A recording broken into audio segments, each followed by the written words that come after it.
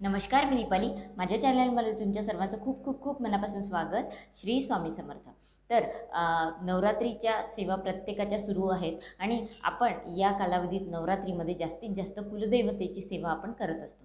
आता बघता बघता 6वी माळ आहे आज आणि अष्टमी पण जवळच आली आहे. आता अष्टमीला आपण काय काय सेवा करतो? अष्टमीला सगळ्यात जास्त महत्त्व आहे या नवरात्रीमध्ये, कारण सगळ्यात जास्त सेवा आपण अष्टमीलाच रुजू करत असतो. आपल्या देवीने महिषासुराचा वध केला आणि म्हणून ती खूप थकली होती. तिला शांत करण्यासाठी आपण भरपूर सेवा करत असतो, कुळाचार करत असतो. कुलदेवतेची सेवा आपल्याकडून झालीच पाहिजे. आपण संसारिक माणसे आहोत. आपल्याला ज्या काही आपल्या आयुष्यामध्ये सुखदुःख येतात ते सर्व डिपेंड असते की आपण कुलदेवतेची सेवा कशी करतो, पितरांची सेवा कशी करतो, आपल्या वास्तुदोष काय, या सगळ्या गोष्टींवर ते डिपेंड असते. त्यामधली सगळ्यात महत्त्वाची गोष्ट ही येते की कुलदेवतेची सेवा. आणि ही नवरात्र असा हा टाईम पिरियड आहे वर्षामधला की वर्षामधल्या जितक्या नवरात्री येतात त्यामधली ही नवरात्र आपण घरोघरी बसवतो. म्हणजे सूक्ष्म स्वरूपामध्ये आपल्या घरामध्ये प्रत्यक्ष आपल्या कुलदेवतेचा वास असतो.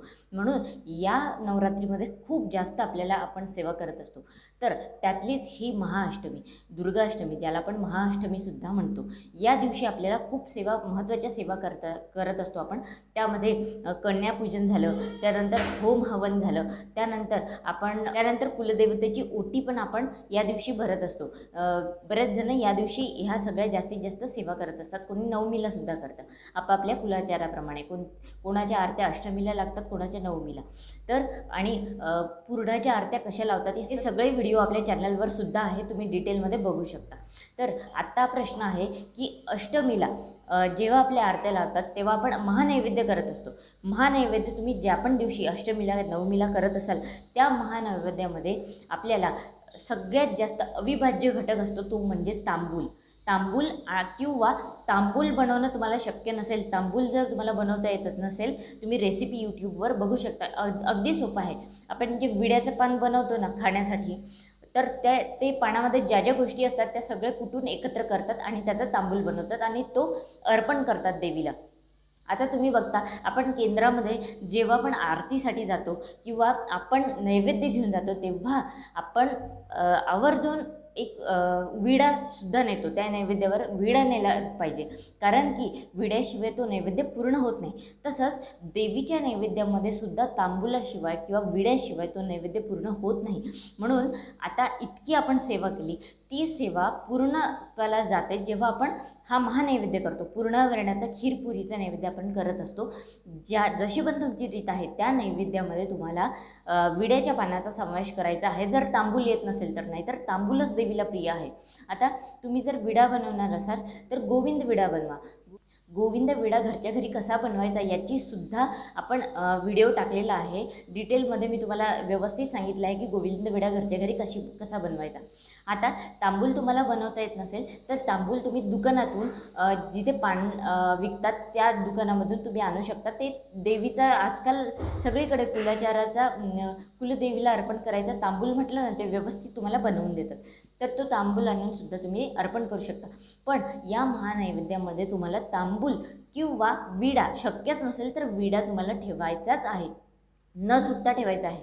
आरत्या लावताना आपण तेव्हा तिथे महानैवेद्य देतो, तिथे काय करायचं, भरीव चौकोनी मंडल करायचा. भरीव चौकोनी मंडल करून त्यावर आपल्याला नैवेद्याचं ताट, फळं असतील ते आणि एका वाटीमध्ये तांबूल किंवा विडा, ज्यापैकी एक शक्य झालं ते आपल्याला देवीला अर्पण करायचं आहे. सगळ्यांखाली चौकोनी भरीव मंडल करायचं आहे पाण्याचा आणि फुलाने आपल्याला नैवेद्य दाखवायचा आहे. लक्षात ठेवा, इथे चूक करू नका. शिव आणि शक्ती या दोघांना तुळशीपत्र वर्ज्य आहे. म्हणून आपल्याला तुळशीच्या पानाने नैवेद्य जर तुम्ही दाखवला तर चालणार नाही, कारण देवीला नैवेद्य तुम्ही दाखवता. स्वामींना नैवेद्य दाखवत असाल तर तुळशीपत्र चालेल, तुळशीपत्राने स्वामींना नैवेद्य दाखवायला चालतो, पण देवीला नाही. देवीला तुम्ही फुलाने नैवेद्य दाखवा, तुळशीपत्राने नैवेद्य दाखवू नका. आता ही एक महत्त्वाची गोष्ट आहे, याने तुमचा नैवेद्य परिपूर्ण होईल आणि देवीला तुम्ही तो नैवेद्य अर्पण करा. तांबूल याबद्दल तुम्हाला माहिती नसेल तर तुम्ही यूट्यूबवर सर्च करून त्याची रेसिपी पाहून घरच्या घरी बनवू शकता. अगदी 5 मिनटात अगदी पानामध्ये जे साहित्य असतं, विड्याच्या पानामध्ये ते साहित्य एकत्र करून ते कुटलेलं असतं. पण त्या तांबूलाला खूप जास्त महत्त्व आहे आणि त्याचे शरीरासाठी खूप चांगले फायदे पण आहे. पचन चांगलं होतं, भरपूर फायदे आहेत तांबूलाचे. तांबूल खाल्ला पाहिजे आणि देवीलाही तो अर्पण करायचाच आहे आपल्याला या अष्टमीला. आता हा अर्पण केलेला नैवेद्य नाही, अर्पण केलेलं तांबूल आपल्या घरच्यांनीच आपल्याला खायचं आहे. आता जर तुम्हाला या दिवशी उपवास असेल तर तो तांबूल तुम्ही ठेवून द्या, फ्रीजमध्ये ठेवा, कारण तो राहतो, तो खराब होत नाही.